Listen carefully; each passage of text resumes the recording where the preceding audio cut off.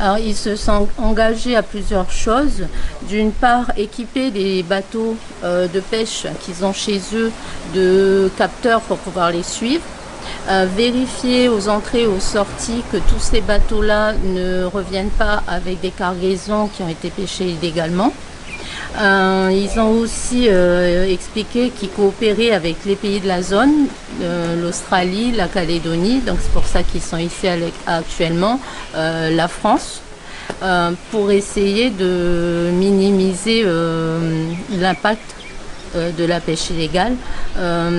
Le vice-ministre que l'on a vu dit bien qu'il est désolé de la façon dont ça se passe.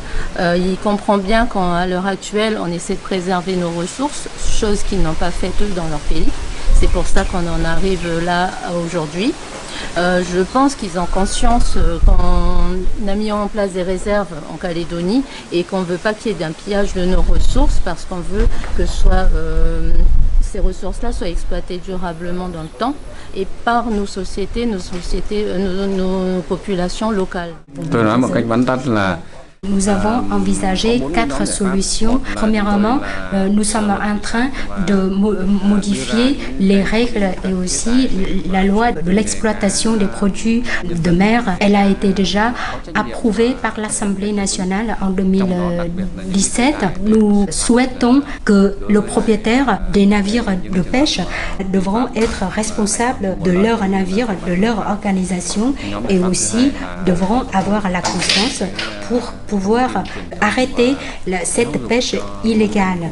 Donc la deuxième, nous allons informer les autorités locales sur la conscience et aussi la connaissance sur la loi internationale de pêche maritime dans les eaux étrangères et les autorités locales devront prendre leurs responsabilités pour les navires qui sont partis pêcher illégalement dans les zones hors la zone vietnamienne. Troisièmement, nous renforçons la surveillance et le contrôle en mer pour les navires qui pratiquent la pêche au large avec le renfort du personnel des policiers de frontières et aussi le personnel au port pour contrôler le départ et aussi la rentrée des navires de pêche pour qu'ils soient obligés de déclarer la source d'exploitation des produits de mer.